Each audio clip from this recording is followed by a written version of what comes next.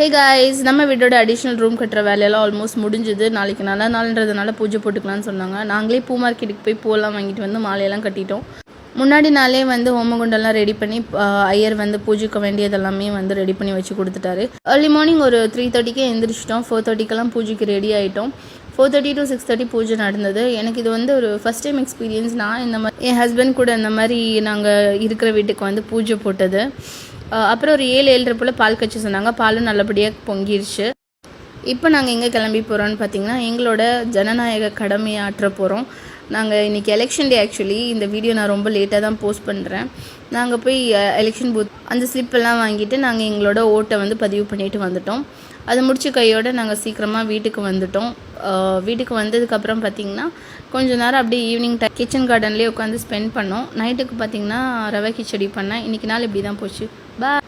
இந்த வீடியோ பிடிச்சிருந்தா மறக்காமல் நம்மளை ஃபாலோ அண்ட் சப்ஸ்கிரைப் பண்ணுங்கள். பாய்.